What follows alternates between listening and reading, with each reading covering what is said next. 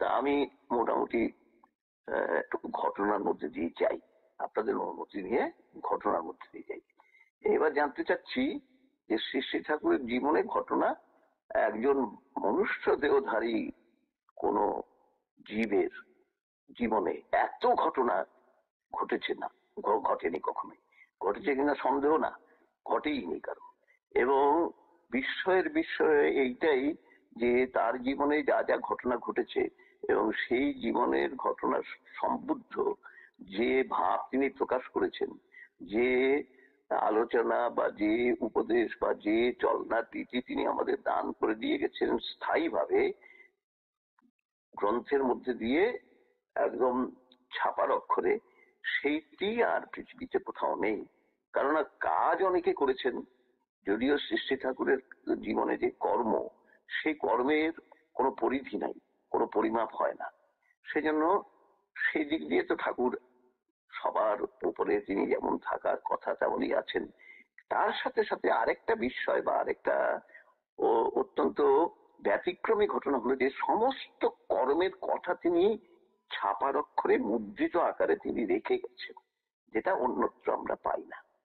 কেউ বলতে পারবেন না যে তার জীবনের সব ঘটনা তিনি লিপিবদ্ধ করে গেছেন। এবং সেই লিপিবদ্ধ বাণীগুলো বা তার উপদেশগুলো প্রত্যেকটা ঘটনা ঘটার পরে পরে দিয়ে তিনি বলেছেন। সেটা আমার হতে পারে, অজিতদার হতে পারে, তারপরে আরো যারা যারা আছেন বা অনন্ত মানুষের হতে পারে, যারা যারা ঠাকুরের সান্নিধ্যে এসছেন তাদের কথা তো তিনি বলেছেনই। তাদের ভাবটাকে তিনি এমন ভাবে আত্মস্থ করেছেন যে সেই ভাবটাকে উত্তরণে নিয়ে যাওয়ার জন্য যা যা প্রয়োজন সবটাই তিনি বলেছেন। যারা তার সান্নিধ্যে আসেননি, দূরে আছেন, কিন্তু ব্যক্তি সত্তার বৈশিষ্ট্য অনুযায়ী তাদেরও অনুরূপ ভাব হয়ে থাকে, তাদের ক্ষেত্রেও ঠাকুরের এই দেওয়া বিধান বা নিদান প্রযোজ্য। সেজন্য ঠাকুর আমার কাছে পরম বিস্ময়েরও বিস্ময়। তবে বিস্ময়ে আমরা হতবাক হব না, বিস্ময়ে আমরা বাহ্য জ্ঞান শূন্য হব না। আমাদের জ্ঞান বা আমাদের বোধ বা আমাদের অনুভূতি আরো সারাপ্রবণ হয়ে উঠবে, আমরা আরো তীক্ষ্ণ হব, আরো গ্রহণক্ষম হব। এবং সেই তীক্ষ্ণতা এবং গ্রহণক্ষমতা আমরা ধরে রাখতে পারবো যদি আমরা জপ ধ্যানের মধ্যে দিয়ে যুক্ত থাকি, তার সাথে যদি যুক্ত থাকি। তা এইগুলো তার দেওয়া বিধানেরই মূল কথা। আপনারা কি শ্রী শ্রী ঠাকুরের জীবনের শৈশবে একটি ঘটনা সম্বন্ধে অবহিত, যেখানে শ্রী শ্রী ঠাকুরের গায়ে বা শরীরে একজন একটি মুদ্রার আঘাত করেছিলেন? সেটা যদি জানেন তাহলে সেটা বলবো না। মানে ঠাকুরের গায়ে একটি কয়েন দিয়ে ছুঁড়ে তার গায়ে আঘাত করেছিলেন, এটা কি আপনার জানা আছে? না, জানা নাই, আপনি বলুন দাদা। আচ্ছা আচ্ছা, আমি এই ঘটনাটা এই জন্যই বলতে চাই যে আসলে অন্য জায়গায় বলা থাকলে যারা যারা শুনেছেন তাদের একটু বিরক্তির কারণ হতে পারে, সেই জন্য আমি জেনে নিলাম। শ্রী শ্রী ঠাকুরের জীবনে সব থেকে বড় যোগযুক্ততা কাজের সাথে হয়েছে, মানুষের সাথে। এই মানুষের সাথে হয়েছে বললে আমরা যে জীব জগৎকে আলাদা বা জীব মনুষ্যতর জীব যে তাকে যে আলাদা ভাবে ধরি, এটা কিন্তু যৌক্তিকতা নাই। কারণ ঠাকুর যে বলি যে ঠাকুর তো মানুষের জন্য এরকম তার প্রেম দরদ তার ভালোবাসা তার সবকিছু তার সাথে সাথে ইতর জন্তুর জন্য আছে, এইটাকে আলাদা করে আমরা ভাবি। কিন্তু আলাদা করে ভাবার অবকাশ নেই, যেহেতু ইতর জন্তু, তাই ইতর জন্তু নিশ্চয়ই গৃহপালিত জন্তু এখানে আমরা বলে থাকি, তারা কিন্তু মানুষের সাথেই থাকে। সেজন্য মানুষের সাথে কেমন ব্যবহার করতে হবে, মানুষকে কেমন ভাবে তার আশ্রয়ে বা তার সম্পূর্ণ কেয়ারে রাখতে হবে, সেইটা ঠাকুর যখন বলছেন তখন তার সাথে সাথে ইতর জন্তু, দেখবেন তো ঠাকুর এখানে কুকুর প্রচুর থাকতো আগে, এখন কমে গেছে। তারপরে গরু ঢুকে চলতো, তারপরে একটা অন্য দেখা যাচ্ছে একটা পেঁচা, একটা টিকটিকি, একটা বিড়াল, একটা হনুমান, এইগুলো কিন্তু সবাই এসছে ঠাকুরের দরবারে। তো তাদের সাথে ঠাকুর ব্যবহার করেছেন এবং তার সঙ্গে সঙ্গে মানুষকে যুক্ত করে দিয়েছেন। যে কুকুর কাঁদছে, কোথায় দূর থেকে আসছে সেই অস্ফুট স্বর, সেই বেদনার্থ ক্রন্দন, ঠাকুরের কান ছাড়া আর কারো কানে যাচ্ছে না। এই সমস্ত আলাপচারিতার মধ্যে দিয়ে সেই সর্বকর্ণ সম্পন্ন সহস্র কর্ণ সম্পন্ন, সহস্র চক্ষু সম্পন্ন, সহস্র বাক সম্পন্ন সেই মহাসত্তা তার অন্তরাত্মাকে স্পর্শ করেছে সেটা। এবং তিনি সেই এর থেকে দেখ দেখ দেখ কাউকে পাঠালেন, পেয়ারিদাকেও পাঠালেন, অন্যান্য অন্যকে যখন যেমন হয়েছিল তিনি পাঠিয়েছেন। কেউ হয়তো ঠিকঠাক বুঝতে পারেনি, এসে ঠাকুরের কাছে নিবেদন করলে এই হয়েছে। ঠাকুর বললেন যে আরো ভালো করে দেখে আয়। তখন আর একটু ভালো করে যখন দেখা গেল যে তাতে শরীরে ক্ষত চিহ্ন, এবং কোনো কারণে সে সেখান থেকে উদ্ধার পাওয়ার জন্য অনেক চেষ্টা করেও বিফল হয়েছে। তখন তার সম্পূর্ণ নিদান তিনি বাস্তবভাবে, ব্যবহারিক ভাবে, এবং যতক্ষণ না নিরাময় হচ্ছে ততক্ষণ পর্যন্ত তার অস্থিরতা, তার বেদনার্ত হৃদয়ের যে প্রকাশ, তার এতটুকু কমতি বা হ্রাস হয়নি। গাছের ডাল কাটা হয়েছে, ঠাকুর যাচ্ছেন এই জামতলা ঘরের সামনে দিয়ে, যেখানটায় ভোগের ঘরের এবং জামতলা ঘরের মাঝখান দিয়ে, ওখানে একটা কাঁঠাল গাছ ছিল। ভোগের ঘরের যে কনস্ট্রাকশনটা তোলার জন্য একটা ডাল কাটার দরকার ছিল। তো এই পরিকল্পনা যখন হলো তখন সবাই মিলে বুদ্ধি করলেন যে ঠাকুর যখন দুপুর বেলায় বিশ্রাম নেবেন ওই সময়টা অতি সন্তর্পণে সেই ডালটি কাটা হবে। এবং সেইভাবে একেবারে নিখুঁত ডালটি কাটা হচ্ছে, এতটুকু শব্দ বাইরে যায়নি। আর বিকেলের দিকে ঠাকুর ওই রাস্তা ধরে এগিয়ে যেতেন। ঠাকুরের সাথে ওখানে চেয়ার থাকতো, বসার ইয়ে থাকতো, সেটা নিয়ে দারুণ গামছা এগুলো তো থাকতো। ঠাকুর যাচ্ছেন, ওই যে ডালটা কাটা হয়েছে ঠিক তার নিচে যেই আসলেন অমনি সঙ্গে ঠাকুর কিন্তু রিপোর্ট তো করেনি, সেটা তো সহজেই বোধ। যাওয়ার সময় থেমে গেছেন। থেমে গেলে সেই সর্বদর্শী ব্যক্তি যে মহাসত্তা তার দৃষ্টি উপরে চলে গেল। চলে যাওয়ার সঙ্গে সঙ্গে তিনি চরম বেদনার্ত এক স্বরে তিনি বলতেন, আমার এই সর্বনাশ কে করলে রে, কে করলো রে আমার এই সর্বনাশ। সবাই তো বুঝে গেল, কিন্তু আমার এই সর্বনাশ কথাটা কোথায় গিয়ে দাঁড়ালো। এই আমরা হলে খুব দরদ, খুব আমরা তো এই সর্বনাশ বা এই ইয়ে অদ্ভুত একটা কাজ বা এই ধরনের একটা খারাপ কাজ, হ্যাঁ এটা কে করলো। কিন্তু ঠাকুর বললেন আমার এই সর্বনাশ কে করলো। সবাই তো বুঝে গেল, গ্রেভ সিচুয়েশন একেবারে।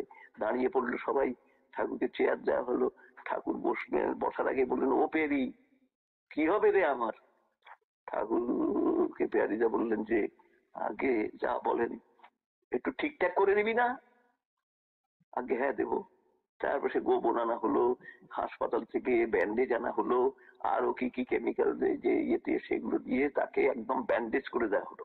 এবং ঠাকুরের যে প্রাত্যহিক রুটিন, ওই ওই রাস্তা দিয়ে যাওয়া, কোনো জায়গায় কোনো কনস্ট্রাকশন হচ্ছে সেই জায়গাটা তিনি বসে বসে দেখতেন এবং দেখে প্রয়োজনীয় নির্দেশ তিনি দিতেন। তো সেই সবটা বন্ধ হয়ে গেল। তারপরে এরকম করতে করতে রোজ ওই ওপরের দিকে তাকাতেন, তারপরে যা হতো ওইখানে আলাপচারিতা সে তো হতোই। তারপরে এরকম করতে করতে করতে দিন 15 পর সেই ব্যান্ডেজের ফাঁক গলে একটি সবুজ নবপত্র যখন তার মাথা বার করলো, বাঁচলেন ঠাকুর। ঠাকুর বাঁচলেন এমন ভাব প্রকাশ করলেন, আনন্দে উদ্বেল হয়ে তিনি, কাম সারছিস, ও কি প্রকাশ, কি অনুভূতির প্রকাশ। এই অনুভূতি কোনো বাহ্য প্রকাশের বিষয় নয়, এটা সেই সর্ব অন্তরে বিরাজিত যে মহাসত্তা তার অন্তরের অন্তরতম স্থান থেকে সেই শব্দটি বেরিয়ে আসছে। তাহলে যে কথা আমি বলছিলাম যে মনুষ্যত্বের স্বীকৃতি তার কাছে সব থেকে বেশি। সমস্ত দুনিয়ার ব্রহ্ম যে স্রষ্টা যিনি, তার প্রতি রূপ দিয়ে অহরহ কোটি কোটি ব্রহ্মা বিষ্ণু মহেশ্বর নির্গত হচ্ছে। প্রত্যেকটা বস্তুই তো তার সন্তান, তার থেকে উৎসৃষ্ট। বাবা পিতা মাতার যেরকম সন্তানের প্রতি হয় সেটা তো নমুনা। এই নমুনাটা আমাদের দেওয়া আছে পৃথিবীতে, যাতে আমরা পরম পিতার অনুভূতিটা অনুমান করতে পারি। পার্থিব জগতে আমাদের ঘরে ঘরে পিতা মাতা এবং সন্তানের মধ্যে সম্পর্ক, সুসম্পর্ক বা স্বাভাবিক সম্পর্ককে যেভাবে দেখি, আমি এটা পজিটিভ ইয়েতে বলছি, নেগেটিভলি আমাদের কোনো কারবার নেই। ঠাকুরের আদর্শে নেগেটিভ কিছু নাই। যা সত্তাঘাতী তার ক্ষেত্রে নেগেটিভ হতে পারে, কিন্তু সত্তা সৃজি যা তা কখনো নেগেটিভ হতে পারে না। তো সেই জন্য প্রত্যেকটা অবস্থানেই তার এই সত্তা, মহাসত্তার যা অনুভূতির প্রকাশ সেইটি তিনি করে থাকেন, কিন্তু আমরা বুঝতে পারি না। কারণ ব্রহ্মাণ্ড এত বড় বা এই পৃথিবী এত বড় যে তার প্রকাশগুলো আমরা ধরতে পারি না, যদিও প্রকৃতি তা প্রকাশ করে থাকে। কারণ পুরুষের ইচ্ছাগুলো প্রকৃতিই কিন্তু প্রকাশ করে থাকে। সেই প্রকৃতির একটা ইউনিট হলো মানুষ। সেই মানুষের মধ্যে বাড়িতে বাড়িতে প্রত্যেক গৃহে সেই মহাপ্রেমের সংকেত বা মহাপ্রেমের পরিচয় দেওয়া আছে। এই প্রকাশটা এই প্রকাশটা করতেন মনুষ্যত্ব। মনুষ্যত্ব মানে যা যা নিয়ে মানুষ, সেই মানুষের ঠিক ঠিক ভাবে সেই পরিচয়। God created every man after his own image, তাহলে তার মতো করে তিনি সৃষ্টি করেছেন। এই মনুষ্যত্বেরই একটি পূর্বাপর শৈশব থেকে একেবারে তার মানব লীলায় পর্যন্ত আমি বলছি, তারপরে চলেছে সেটাই। কিছু অসুবিধা হচ্ছে? কিছু অসুবিধা হচ্ছে কি কারো? না দাদা না, কারো হয়তো অডিও খোলাই আছে নাকি ভুল করে। আচ্ছা, কোনো দাদার অডিও খোলা থাকলে একটু বন্ধ করবেন দাদা, দয়া করে। সুন্দর ইষ্ট প্রসঙ্গ হচ্ছে দাদা, আপনি করুন, চালু করুন। হ্যাঁ চলছে। তো সেই ইয়েতে কিন্তু ওই প্রথমে যেরকম প্রকাশ, শেষেও সেরকম প্রকাশ। তা আমি যে ঘটনা বলার জন্য এতক্ষণ ভনিতা করলাম, সেই ঘটনা আমি প্রবেশ করি। শ্রী ঠাকুরের বয়স তখন খুব কম, 8 বছর বয়স। তার বাড়িতে আর্থিক দারিদ্র ছিল, দারিদ্র ব্যাধি কোনোদিনও ছিল না, কিন্তু আর্থিক যে কমতি বা যে স্বল্পতা সেটা ছিল। এবং ঠাকুর মাকে বলতেন, তুই আরো বেশি বেশি করে মুড়ি ভেজে দিবি, আমি গিয়ে বেঁচে আসবো, আমাদের অনেক পয়সা হবে, আমাদের আর অভাব থাকবে না। কিন্তু পরম পূজ্যপাদ শ্রী দাদা একদিন বলছিলেন, আমি বসেছিলাম, বলেন যে ঠাকুর কিন্তু কোনোদিনও মুড়ি বিক্রি করেছেন এই চিত্র কোথাও নেই, বলেছিলেন এটা। এবং বলা মানে সেটা কোনো না কোনো ভাবে সেটা পূর্তি হতো, মুড়ি বিক্রি করেই হোক বা ওই ধরনের কিছু পরিপূরণী তত্ত্ব তিনি লীলাময় কি করে করতেন তিনি জানেন। পরবর্তীতে অভাব ছিল না, এর জন্য সেটা মুড়ি মুড়ি না বেচেই হোক বা অন্যভাবেই হোক। আর সেই সময় ঠাকুরের 8 বছর যখন বয়স, ঠাকুরের বাবা তিনি অত্যন্ত অসুস্থ হয়ে পড়েন। বাবার রোগ নিরাময়ের জন্য তিনি পারিবারিক কবিরাজের কাছে গেলেন ঠাকুর। তিনি এই পরিবারের প্রতি খুবই সহৃদয়। তিনি আসলেন, ঠাকুর বাবাকে দেখলেন, দেখে এই কাছ থেকে পরিবার থেকে কোনো পয়সা নিতেন না তিনি কোনোদিনও। তিনি প্রেসক্রিপশন লিখে দিলেন এবং প্রেসক্রিপশনটা দিয়ে তিনি চলে গেলেন। ঠাকুর এখন এই প্রেসক্রিপশনটা তো কিনে আনতে হবে, প্রেসক্রিপশন অনুযায়ী যে ওষুধ, এই কবিরাজি ওষুধ কিন্তু পয়সা দিয়ে কিনে আনতে হবে দোকান থেকে, পয়সা তো নাই একটা। পয়সার খুঁজে গেলেন, বাড়ির থেকে বেরিয়ে তিনি যার সাথে তার প্রথম দেখা হলো একদম উঠোনের পরেই, দরজা থেকে বেরিয়ে তিনি বিচার শূন্য, তার ব্যবহার বিচার শূন্য, বিচার শূন্য মানে ভেদ জ্ঞান শূন্য। তিনি তার কাছে চেয়ে বসলেন। কার কাছে? যোগেশ যোগেশ একটা বলছি, সান্যাল না, যাই হোক যোগেশ তখন ঠাকুরের থেকে তার বয়স অন্তত 20 বছর বেশি, 20-30, হ্যাঁ এরকম হবে, মানে 28-29 এরকম হবে। তিনি তো তার কাছে চেয়ে বসলেন। এখন এই যোগেশ দা ইনি ঠাকুর পরিবারের প্রতি খুবই ঈর্ষাকাতর ছিলেন। ঈর্ষাকাতরতার কারণ হলো তার দূর সম্পর্কে জ্ঞাতি হতেন ঠাকুরদের, কিন্তু তারা কুলগুরু ছিলেন। কুলগুরু হলেও গুরুত্ব তাদের মধ্যে তেমন ভাবে প্রকট না হওয়ার জন্য শিষ্য বা অন্য কেউ তাদের কাছে খুব একটা আসতেন না। কিন্তু ঠাকুরের মা যখন এই আশ্রম প্রতিষ্ঠার প্রথম দিকে বা প্রথম অবস্থাতেই এই মানুষ নিয়ে তার যার কারবার, তিনি যখন এই ধরনের একটি আচরণ করে চলেছেন, তখন মানুষ স্বাভাবিকভাবে চুম্বকের আকর্ষণে তার কাছে আসতে লাগলো। দূর থেকে এরা দেখছেন, দেখে ঈর্ষা কাতর হচ্ছেন, ভেতরে ভেতরে জ্বলছেন। তিনি ভাবছেন যে আরে এটা মেয়ে মানুষ, আমার অপরাধ নেবেন না, মেয়ে মানুষ বললাম বলে, কারণ এটা বলতে হচ্ছে এখন। তার কাছে যোগেশ লাহিড়ী, হ্যাঁ, তার কাছে মানুষ আসে, আমাদের কাছে আসে না, আমরা বেটা ছেলে, আর আমরা এরকম দিগ্গজি একটা ভাব আছে, কুলগুরু, তা আমাদের কাছে আসে না, তার কাছে আসে। ঈর্ষা কাতর হওয়ার যথেষ্ট কারণ। সেইটা বহু গুণে বেড়ে গেল যখন ঠাকুরের লীলা শুরু হলো। আরে চরমে তুঙ্গে চলছে সেই ভাব। এরা ঠাকুরের পরিবারকে সেটা ফেরত দেন ইয়েতে ছিল, আছিরাই ছিল, কিন্তু ঠাকুর পরিবারে এমন কোনো ঘটনা ঘটতো না যে এই ধরনের ঈর্ষা কাতরতার একটা কম্পেনসেশন বা একটা ক্ষতিপূরণ বা একটা অ্যাডজাস্টমেন্ট করতে পারেন এই যোগেশ লাহিড়ী জাতীয় মানুষরা। এইবার ঠাকুর যখনই চেয়ে বসলেন তখনই একটা অযাচিত সুযোগ তার কাছে এসে এলো। তিনি একেবারে লুপে নিলেন সেই সুযোগটা। বলে, হ্যাঁ, বাবার শরীর খারাপ, আমার কাছে আইসিস? কে তোদের বাড়ি যারা যারা আসে তাদের কাছে যা, আমার কাছে আইসে, আমার কাছে বলে ওই দেশীয় গালিগাল সেখানকার এই এগুলো আমি উচ্চারণ করছি না, অত জানিও না কি কিভাবে তিনি সেটা প্রকাশ করেছিলেন।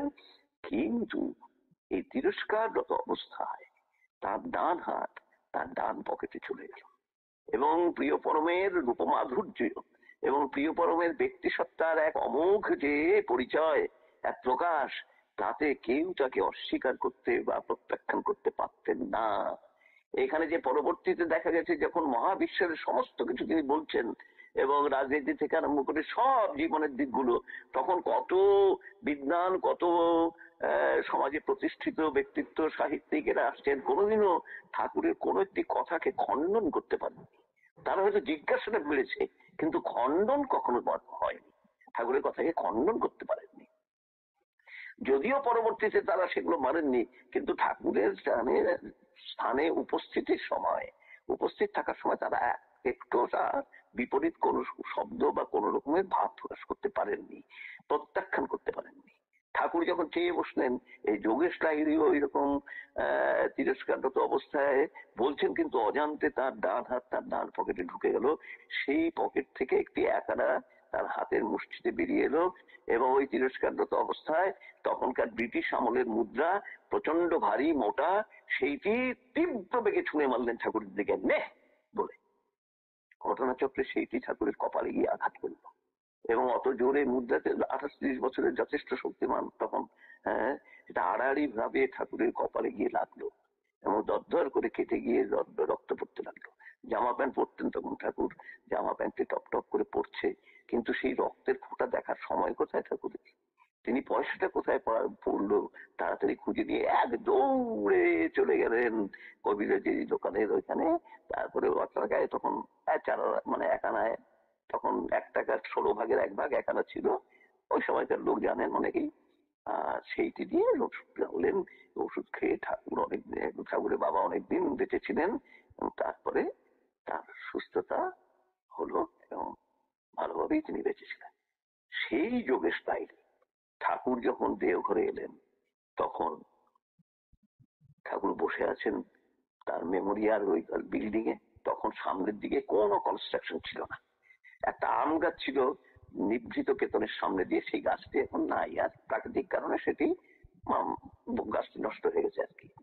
ওইখান থেকে বরাবর দেখা যায় গেটের দিকে, আশ্রমে ঢোকার গেটের দিকে ঠাকুরের ওখানে সমবেত ভক্তমন্ডলী তাকে ঘিরে আছে, ঠাকুরের মুখের দিকে নিমেষ নয়নে তাকিয়ে আছে, সুধা পান করছে, সেই অমৃত সুধা, অমৃতময় পুরুষের সবকিছু একেবারে আকণ্ঠ আমর্ম তারা সব পান করছে। এক ফোঁটা এদিক ওদিক যাওয়ার বা তাদের দৃকপাত করার কোনো ইচ্ছা বা অবকাশ বা সুযোগ বা কোন রকমের ঘটনাই ঘটছে না। এরই মধ্যে ঠাকুর ওই সামনের দিকে তাকিয়েছেন, তিনি গেটের দিকে নজর গেল, ওই ওই দেখ দেখ দেখ আইছে, একটু উচ্চ কণ্ঠে বলে উঠলেন, তাড়াতাড়ি ডাকে নিয়ে যা কেউ একজন, হ্যাঁ, নিয়ে আসে বড় বউয়ের কাছে নিয়ে যাবি, ভালো করে যেন খাওয়াই দাওয়াই দেয়, আর যদি থাকতে চায় তাহলে একটা ব্যবস্থা করে দিস। এক যুবক সে উঠে যাচ্ছিল, 2 কদম গেছে পা, তখনই বঙ্কিম রায়দা, যিনি খালি গায়ে থাকতেন, খুব লোমশ চেহারা, কৃষ্ণবর্ণ, একেবারে বাঘের মতো দৃষ্টি, খুব ব্যক্তিত্ব সম্পন্ন, ঠাকুরকে বাৎসল্য ভাবে ভক্তি করতেন, যেন ঠাকুর সন্তান তার। তিনি দাঁড়িয়ে সেবা করছিলেন যখন, তিনি হঠাৎ বলে উঠলেন, কে? ঠাকুর আস্তে করে দেখলেন, কি করছিস? এত খাতির যত্ন করতে হবে কে? ঠাকুর আবার সেই মোড়ায় মধুর মিষ্টি মোহন সুরে বলছেন, কিসের কথা করছিস? কে? তাতে কি হবে? তাতে কি হবে? ছেলেবেলায় আপনার সাথে কি ব্যবহার করেছিল মনে নাই? কোনটার কথা করছিস? ওই যে পয়সা চুনে মারিছিল, কাটে আপনার রক্ত পড়ছে। ও, ওইটার কথা? এই শোন, ও যদি তখন আমাকে ওই পয়সাটা না দেয়, তাহলে পয়সার অভাবে আমি বাবার জন্য ওষুধ কিনতে পারি না। ওষুধ যদি না দেয়া যায় তাহলে আমার বাবা বাঁচতেন না, আর আমার বাবা যদি না বাঁচতেন তাহলে আমিও বাঁচতাম না। তখন তুই কাকে ঠাকুর বলে ডাকতি? তার সে মুখের কথা, ব্রহ্মা বিষ্ণু মহেশ্বর ব্রহ্মাণ্ড নিঃশ্বাস হয়ে যেতে পারে, কিন্তু তার সে মুখের কথা এতটুকু নচ্চার হবে না। কোনো ভাবাবেগের কথা নয়, এটি মহাসত্য। তার মানে ঠাকুরের বাবা না বাঁচলে তিনিও বাঁচতেন না। আমরা আজ ঠাকুর বলে যে গদগদ হই, আমরা যে ভাবে বিহ্বল হই, আমরা যে আত্মারাম তারারাম হয়ে আমরা যে চলি, সেইটির কারণ ওই একটি এক আনা।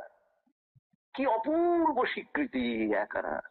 পৃথিবীতে এই দিয়ে আছে পরিচয়।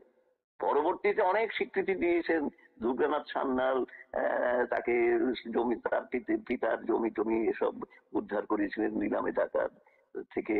তারপরে অন্যান্য পরিচয় অনেক অনেক বুড়ি বুড়ি আছে, কিন্তু একানার স্বীকৃতির মতো এমন মধুর স্বীকৃতি যেন বাকিগুলো তার কাছে একটু কমজোরি মনে হয়, যদিও এক ফোঁটাও কমজোরি নয়। সর্বক্ষেত্রেই তার সেই জোর, তার সেই প্রত্যয় এবং তার কথার যে আহ সারবত্তা, সেটা আমরা প্রমাণিত সত্য হিসেবে দেখেছি সবসময়। এইবার যে যুবকটি যেতে গিয়ে আটকে গেছিল বঙ্কিমদার ওই কথাবার্তা শোনার জন্য, কি হয়, ঠাকুর যখন এই কথা বললেন সমস্ত ওই হল ঘরে, এখন যে মেমোরিয়া ঢুকতে অন্যরকম সেটিং ছিল, প্রথমেই ওই হল ঘরটা একটা বোম বাস্ট করলো, যেন যেন অ্যাটম বোম বাস্ট করলো। বাবা যদি না বাঁচতেন আমিও তাহলে বাঁচতাম না, তখন তুই কাকে ঠাকুর বলে ডাকতি? সেই যুবকটি যখন বুঝে গেল ব্যাপারটা কি, দৌড়ে অনেক বেশি গতিতে সে গিয়ে মুছল গেটে। গেটটা তখন ছিল কাঠের গেট, এই 5 ফুট 4 ইঞ্চি 5 ইঞ্চি এরকম উঁচু, এবং পরিসরে পাশের দিকে অনেক ছোট ছিল। সেটা আধ খোলা অবস্থায় ওই বৃদ্ধ, তখন 82 বছর বয়স, ঠাকুরের 58, আর তখন 80 82 এরকম বয়স। তো সেগুলো দাঁড়িয়ে আছেন এরকম। ওই যুবকটি গিয়ে তার সামনে দাঁড়িয়ে দেখলো যে তার হাতে একটা লাঠি। সামনে গিয়ে বলছে যে আপনি এইখানে দাঁড়িয়ে আছেন? হ্যাঁ, এই তো এলাম। তো দাঁড়িয়ে আছেন, যাবেন না? কোথায় যাব? ঠাকুরের কাছে যাবেন না? হ্যাঁ, সেই জন্যই তো এসছি। তো চলুন। কি হাঁটতে অসুবিধা হচ্ছে? না না, অসুবিধা আর কি হবে, একটু তো কষ্ট হয়, বয়স হয়েছে, কিন্তু এত দূর যখন এসছি তখন বাকিটুকু যেতে পারবো। তো চলুন। ধরবো কি? বলে না না, ধরতে হবে না। তাহলে যাচ্ছেন না কেন? চলুন। যাবো কোন মুখে? ছেলেবেলায় তার সাথে আমি যে আচরণ করেছি, যে ব্যবহার করেছি, আজ তার সামনে দাঁড়ানোর আমার কোনো মুখ নেই। ঝরঝর করে কান্নার প্রাক মুহূর্ত তার। তখন সেই যুবকটি বললেন, তা তো আমি জানি না, তবে আপনি যদি না যান তাহলে ঠাকুর খুব কষ্ট পাবেন। হ্যাঁ, কষ্ট পাবেন? কষ্ট পাবেন বলে সে বাঁধ ভাঙা বন্যার মতো সেই বৃদ্ধটি কান্না আরম্ভ করে দিলেন। তারপরে তো বলে, চলো চলো চলো চলো, তবে যাই। এইবার ঠাকুরের যে মহিমা, কি অপূর্ব মহিমা! সেই যোগেশ লাইলির সামনে এসে দাঁড়াবেন, দাঁড়ানোর সঙ্গে সঙ্গে ঠাকুর বললেন, ঠাকুর তো তাকেই ছিলেন, মাঝে মাঝেই তাকাচ্ছিলেন। হ্যাঁ, আর একটু উচ্চ কণ্ঠেই বললেন, আইসো, এই যা যা যা যা যা, তাড়াতাড়ি বড় বউয়ের কাছে নিয়ে যা, ভালো করে খাওয়াই দাওয়াই যায়, যেটা আগে বলেছিলেন। হ্যাঁ, আর থাকতে চাইলে একটা ব্যবস্থা করে দিস। ও বাবা, এই আবার কি আচরণ! আমরা তো খোঁজ নেব। আমরা বলি কি, ওরে বাবা, এই এত কষ্ট করে এইরকম চেহারা হয়ে গেছে কেন? হ্যাঁ, কোথায় ছিলে একদিন, তোমাদের কোনো খবর পাই না। না, এসব বলতে আমিও বলতাম হয়তো, বা আপনিও বলতেন, কিন্তু ঠাকুর সেই সুযোগ দিলেন না। ঠাকুর কিচ্ছু বলার সুযোগ দিলেন না। ঠাকুরের সহমর্মিতা অন্যরকম। তিনি এইসব কাটা ঘায়ে নুনের ছিটে দেন না, তিনি কাটা ঘায়ে মলম দেন, প্রেমের মলম, প্রেমের, দয়ার, করুণার। হ্যাঁ, সেই যে সর্ববিদুরণকারী প্রিভেন্টিনা তিনি দিয়ে থাকেন, প্রিভেন্ট করে, যা দূর করে দেয়। সেই জন্য প্রথম ওষুধ তার প্রিভেন্টিনা, শরীরের জন্য প্রিভেন্টিনা, আর সত্তার জন্য prevention is better than cure. এই সমস্ত নিয়ে ঠাকুর, কিন্তু ঠাকুর সে সুযোগ দিলেন না। কি সুযোগ দিলেন না? ওই যে উপস্থিত ভদ্র ভক্তমন্ডলী, সেই ভক্তমন্ডলীতে একমাত্র ঠাকুর এবং বঙ্কিমদা, ঠাকুর ভুলেও গেছিলেন, বঙ্কিমদা মনে করিয়ে দিলেন যে তাদের প্রভুর গায়ে এই লোকটি আঘাত করেছে, রক্তপাত ঘটিয়েছিল। তার বয়স যতই হোক, ভক্তের যখন ভগবানের এমন একটা চরম আঘাতজনিত কারণ ঘটে, তখন ভক্ত কিন্তু যে আঘাত করেছে তাকে বরদাস্ত করতে পারে না। রোষ কষায়িত নেত্রে, রাগে টাকা সবাই তাকাতো তার দিকে, সবাই তাকাতো এবং ভস্মসাৎ করে দিত তাকে। ঠাকুর সে সুযোগ দিলেন না, সেইখান থেকে সঙ্গে সঙ্গে ডুবরে সরিয়ে দিলেন। মানুষ সুযোগই পেল না একটুখানি ক্ষতিপূরণ করার জন্য। আমার প্রভুর গায়ে হাত দিয়েছো, আমি তোমাদের ছাড়বো আমরা? এই সুযোগ তিনি দিলেন না। যে আচরণ তিনি আমাদের করতে বলেছেন, সেই আচরণ তিনি নিজেই করলেন।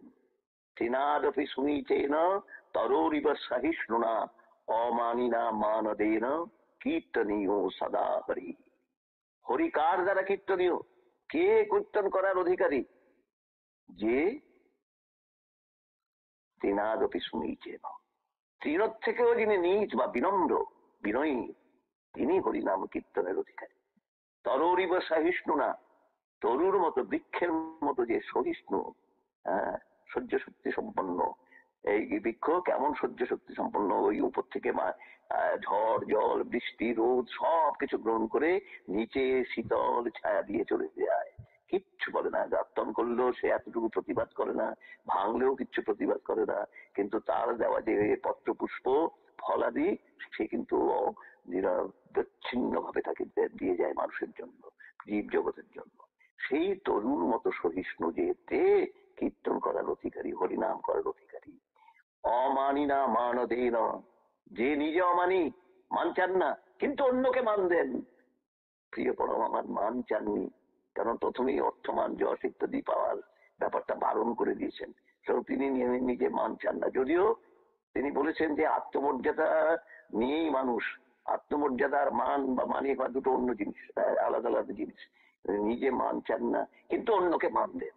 ওই যে 30 বছরের মতো বয়স, তার বেশি, সে 30 বছর কি একটু কম হবে, 82 হলে হিসাবটা করে দেন, 24 হবে। সেই মানুষটা বয়সের জন্য, অভিজ্ঞতার জন্য এবং তার যে পূর্বে জন্মের জন্য যে স্বীকৃতি সে প্রাপ্য, সেই স্বীকৃতি অন্য কেউ না দেন, তিনি দেবেন। এই যে ঠাকুরের মনুষ্যত্বের যে স্বীকৃতি, একটা একানা দিয়ে একটা মনুষ্যকে তিনি আপন এবং চিরকাল তার সত্তার সাথে ওতপ্রোত করে রেখেছিলেন। কোন দিন টের পাওয়া গেছিল যদি তিনি এই আচরণটি না করতেন? আমরা একটা কথা প্রায় শুনে থাকি, এই ঘটনাটা এই পর্যন্তই, বেশিক্ষণ তো হয়ে গেল প্রায়। আমি এইটাই বলে শেষ করি। আরো টাইম আছে, 40 অব্দি করেন, 40 অব্দি করেন। ও আচ্ছা, আর একটা ছোট ঘটনা বলবো। এই জায়গাটার কথাটা বলছি, আমরা অনেক সময় আমার ছোটকাল থেকে, আমার জন্ম তো এখানে, একটা কথা একটু জ্ঞান হওয়ার পর থেকে, এই যে উৎসবের বক্তৃতা গুলো যারা দেন, তারা কিন্তু ভীষণ যোগ্য এবং গুণী মানুষ। তাদের মুখ থেকেও শুনেছি, পরবর্তীতে নিজেও বহু উৎসবে গেছি, সেখানেও অনেকের মুখ থেকে শুনেছি। এবং এদিক ওদিক চর্চার সময়, যাজন এর সময় শুনেছি। সেই শোনাটা আমার কোনোদিনও বইয়ে আছে কিনা এটা দেখি। আমি যখন আলোচনা পত্রিকায় লেখা আরম্ভ করলাম 2012 সাল থেকে, তখন আতিপাতি করে সমস্ত খণ্ড আলোচনা প্রসঙ্গে, কেন সব বই আমাকে দেখতে হয়েছে। ওইখানে আলোচনা প্রসঙ্গে 3য় খণ্ডের আমার যে এডিশন, 87 নম্বর পৃষ্ঠায় একটা অদ্ভুত কথা শুনলাম, যেটা শোনার পরে আমার রোমাঞ্চ যেন আর বন্ধই হয় না। গায়ে কাটা দিয়েই আছে সেরকম। কি কথাটা আমরা শুনে আসছি, আপনারাও সেটা শুনেছেন, অনেকে হয়তো পাল্টেছেন, যারা পাল্টাননি তারা কিন্তু পাল্টে নেবেন। করজোড়ে সনির্বন্ধ অনুরোধ জানাচ্ছি, কথাটাকে ঠাকুরের শ্রীমুখ থেকে বিভিন্ন নির্গত কথা হিসাবেই রাখবেন, আমাদের মন গড়া কথা নয়। সেটা হলো কি, একটা মানুষের জন্য আমি একটা সাম্রাজ্য ত্যাগ করতে পারি, এই কথাটা আমরা শুনি, তাই না? এই কথাটি শুনি তো? হ্যাঁ অজিতা, হ্যাঁ হ্যাঁ দাদা। ঠিক। কিন্তু আমি পড়তে গিয়ে ওই জায়গাটা চোখ যখন গেল, অদ্ভুত। বলছেন যে ছেলেবেলা থেকে, একদম ইনভার্টেড কমা দিয়ে মনে রাখুন, ছেলেবেলা থেকে আমার এক ব্যবসা মানুষ চাওয়া, অনেকেই তো ব্যবসা ব্যবসা করে, এই উত্তরটা তো এখানে তিনি নিজে দিয়ে দিয়েছেন। ছেলেবেলা থেকে আমার এক ব্যবসা স্বীকার করেছেন। ব্যবসা শব্দের অর্থ বলেই তো তিনি স্বীকার করছেন। তিনি বলছেন ব্যবসায় অন্তঃস্থ আছে যে তার অর্থ হলো যা অবসাদ দূর করে। আমরা তো নানান রকম অন্য শব্দ টব্দ বা অন্যভাবে পরিচয় দিই। আবার ইংরেজি শব্দটাও খুব সুন্দর, বিজিনেস, মানে বিজি থাকার ভাব। তার মানে আমি যদি বিজি না থাকি তাহলে অবসাদ দূর হবে কি করে? অলস মস্তিষ্ক শয়তানের কারখানা, বা অলস মস্তিষ্কে কর্মবিহীনতা এবং কর্মশূন্যতা এসে আমাকে গ্রাস করে।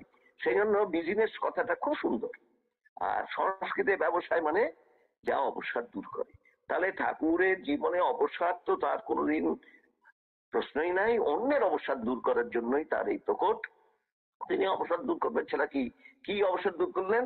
ছেলেবেলা থেকে আমার এক ব্যবসা মানুষ চাওয়া। একটি সাম্রাজ্যের বিনিময়েও আমি একটি মানুষকে ত্যাগ করতে রাজি নই। আর আমরা বলি একটা মানুষের জন্য একটা সাম্রাজ্য ত্যাগ করতে পারি। দুটোর মধ্যে কত তফাৎ! একটি সাম্রাজ্যের বিনিময়েও আমি একটি মানুষকে ত্যাগ করতে রাজি নই, কিন্তু একটি মানুষকে প্রকৃত মানুষ করে গড়ে তুলতে হলে একটি সাম্রাজ্যকে প্রচুর করে দিতেও আমি কুণ্ঠিত নই। কি অপূর্ব কথা!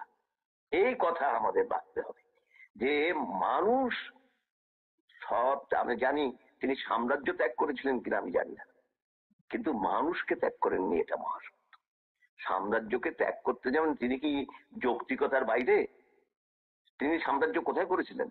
ওই হিমায়তপুরের ওই অঞ্চলটুকু সাম্রাজ্য? দেওঘরের এই অঞ্চলটুকু সাম্রাজ্য? সমস্ত ব্রহ্মাণ্ড তার সাম্রাজ্য। তাহলে ত্যাগ করতে হলে আমি এখানে আমার হাতে ফোনটি আছে, আমি আমার যেখানে বসে আছি সেখানে টেবিলে আমি রেখে দিলাম। তাহলে ওই জায়গাটায় এটা ছিল না। কোনটা? যেখানে যেটা থাকে না সেখানে রাখাটাই, ওই যেখান থেকে রাখলাম সেখান থেকে ত্যাগ করা। তাহলে সাম্রাজ্যটা তিনি একটা সাম্রাজ্য করে সেটা আবার ত্যাগ করবেন আবার কোন সাম্রাজ্য বা কোন জায়গায়? সমস্ত ব্রহ্মাণ্ডই তো তার সাম্রাজ্য। সেই জন্য এই কথা তিনি বলতে পারেন না যে আমি একটা সাম্রাজ্য ত্যাগ করতে পারি, বলেননি সেই জন্য। কিন্তু তিনি যে একটা মানুষকে ত্যাগ করেননি, কত সমাজ বিরোধী, কত রকমের অপরাধী, কত রকমের অবাঞ্ছিত চরিত্রের যে খাজানা যাকে বলে, সেই রকম মানুষকে নিয়েই তো তার বেশি কারবার।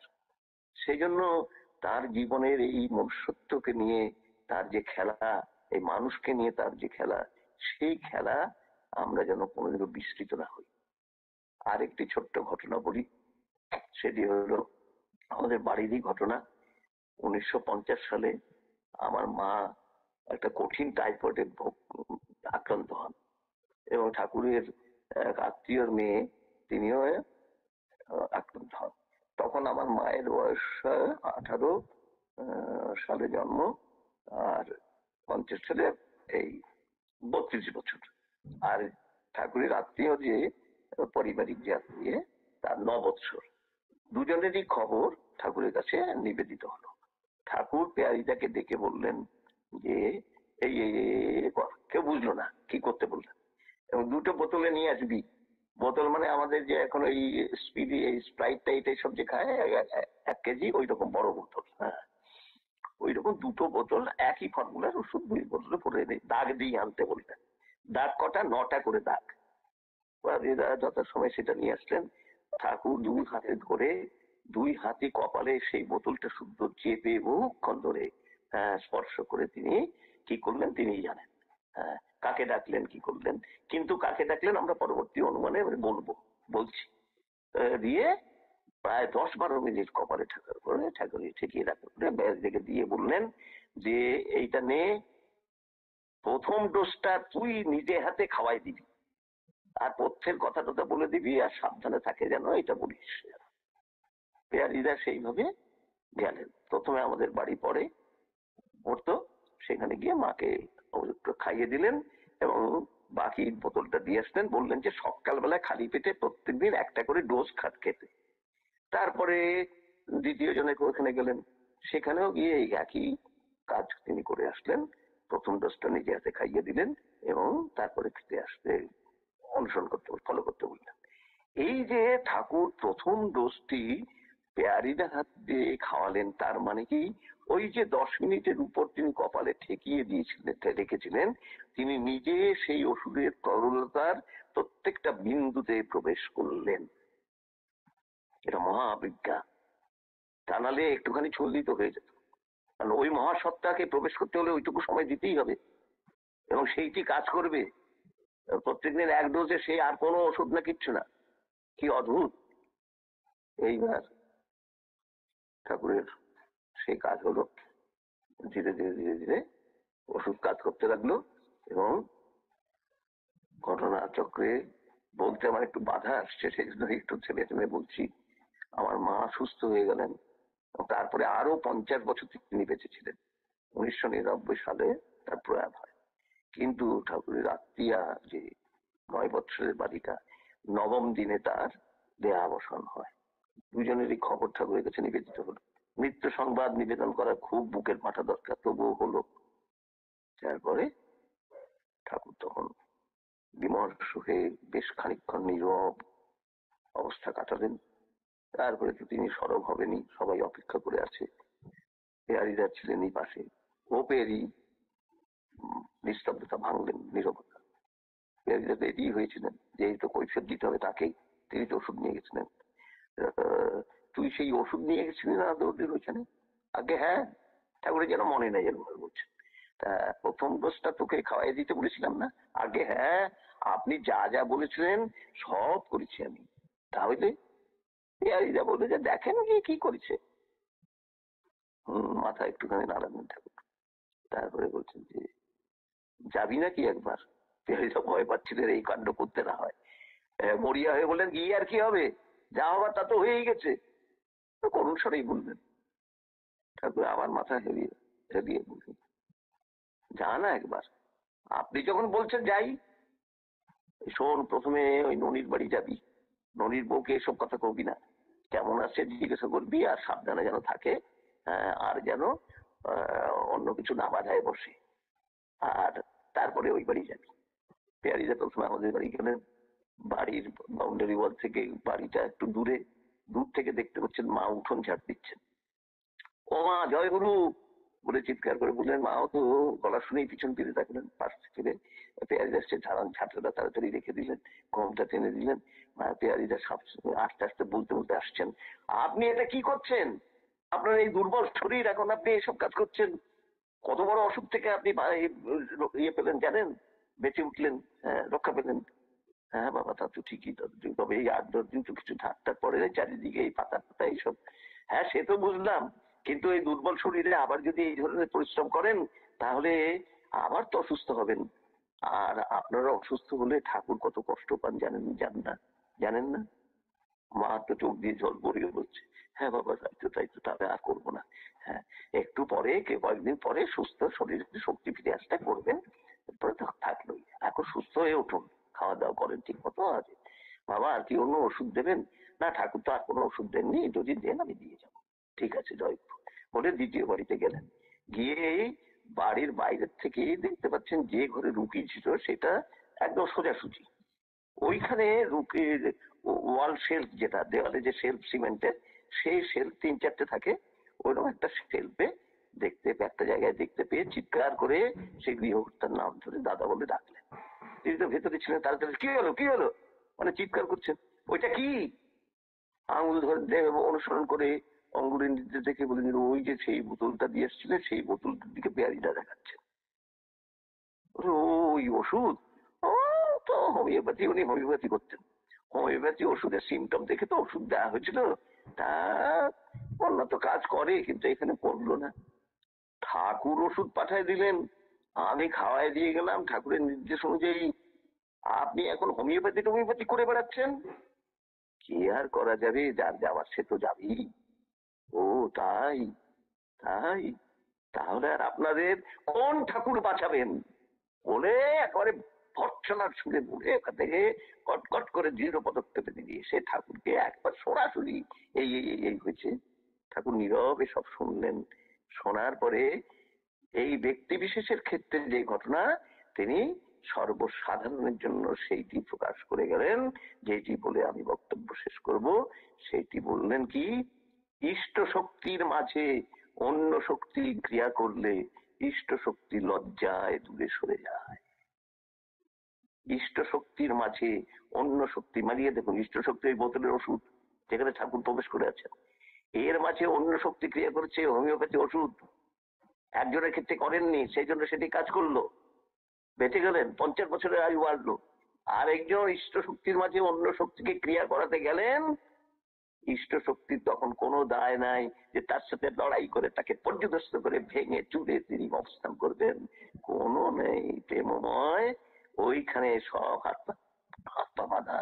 প্রেমকে যদি স্বীকার না করো তাহলে তার কিচ্ছু করার থাকে না, ইষ্ট শক্তি লজ্জায় দূরে সরে যায়।